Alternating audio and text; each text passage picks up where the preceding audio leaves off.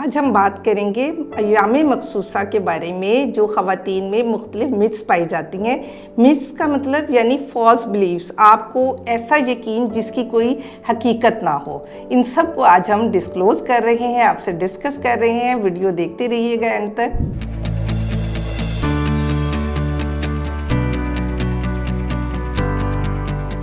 अस्सलाम वालेकुम जी, मेरा नाम डॉक्टर समीना तौफीक है। मैं पिछले 28 साल से गायनी ऑप्स के शोबे में अपनी खिदमत सरअंजाम दे रही हूँ। करंटली मैं लाहौर जनरल हॉस्पिटल में एज इंचार्ज गायनी ओपीडी अपनी खिदमत सरअंजाम दे रही हूँ। इसके साथ साथ खैरुल बशर हॉस्पिटल जौहर टाउन में इवनिंग में अवेलेबल होती हूँ। आज हम बात कर रहे हैं माहवारी से मुतालिक मिथ्स के बारे में, या वो तमाम गलत ख्यालात जिनकी साइंटिफिकली मेडिकली कोई भी हकीकत नहीं है। इसके बारे में सबसे पहले जिस मिथ का हम जिक्र करेंगे वो है कि माहवारी के दिनों में नहाना मना है। इसके लिए मुख्तलिफ ख़वातीन से जब हमारी डिस्कशन होती है उनके जहन में आता है जी माहवारी के दिनों में नहाने से खून ज़्यादा पड़ना शुरू हो जाता है। कुछ का ख्याल है माहवारी में नहाने से खून कम पड़ना शुरू हो जाता है, जबकि कुछ ख़वातीन ने तो यहाँ तक हमें बताया कि वो ये सोचती हैं कि माहवारी के दिनों में अगर कोई बच्ची नहाती है तो उसे बांझपन का शिकार भी हो सकती है। आपको मैं 100% बता रही हूँ कि हकीकत से इसका कोई ताल्लुक़ नहीं है, ऐसा कुछ नहीं होता। इसके बरक्स सफाई निस्फ़े ईमान है। माहवारी के दिनों में जब आप नहाते हैं आपकी सेहत बेहतर होती है, आपके जिस्म से वो जो एंडोमेट्रियल डिस्चार्ज हो रहा होता है उसकी एक्सपल्शन हो रही होती है या ब्लड, तो उसकी बदबू से आपको निजात मिलती है।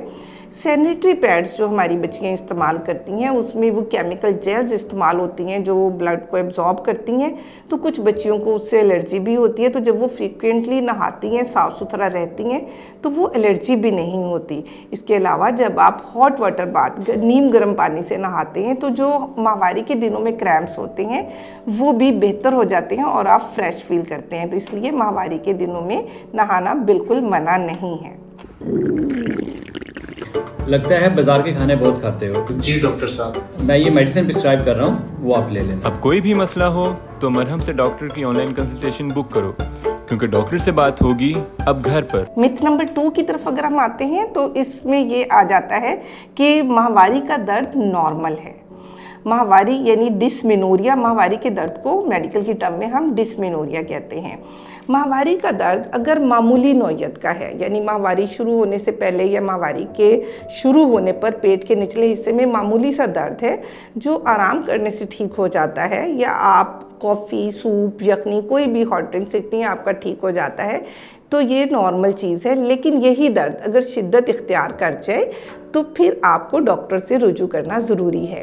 माहवारी का हर वो दर्द जिसमें आपको गोली का इस्तेमाल करना पड़ जाए, दवाई पेन किलर खानी पड़ जाए, तो ये इशारा है इस बात का कि ये दर्द शिद्दत का है और इसकी कोई ना कोई मेडिकल वजह है।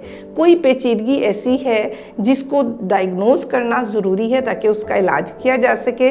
तो अगर दर्द माहवारी के दिनों में इस शिद्दत का है कि आपको गोली खानी पड़ती है, आपको उल्टी मतली की कैफियत होती है, या दर्द की शिद्दत से कभी कोई बच्ची बेहोश हो जाती है, उस सूरत में गायनेकोलॉजिस्ट को ज़रूर विज़िट कीजिए ताकि इसकी वजह मालूम हो सके और उसका इलाज हो सके। इसके अलावा माहवारी के बारे में जो मिथ है कि ये अपनी मुकर्ररा तारीख़ पर होनी चाहिए।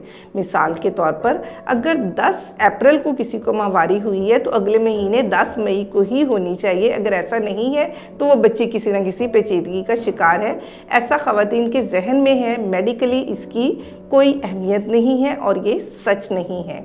माहवारी का जो वक्फ़ा है वो कम से कम 21 दिन, ज़्यादा से ज़्यादा 35 दिन के दरमियान में होता है, और बाज़ औक़ात ये वक्फ़ा थोड़ा बहुत आगे पीछे हो जाता है मूड में तब्दीली की वजह से, कोई मेडिसिन के साइड इफ़ेक्ट के तौर पर, या कोई स्ट्रेस आ जाए तो ये थोड़ा बहुत आगे पीछे हो जाता है। इसमें परेशानी की कोई बात नहीं।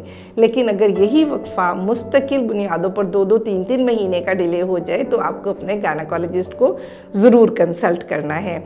अच्छा, दूसरी बात जो माहवारी के बारे में है कि ये कोई शेमफुल एक्ट है कि माहवारी बच्चियों में आना ऐसी बात है जो किसी को पता नहीं चलनी चाहिए। ये बिल्कुल गलत कॉन्सेप्ट है।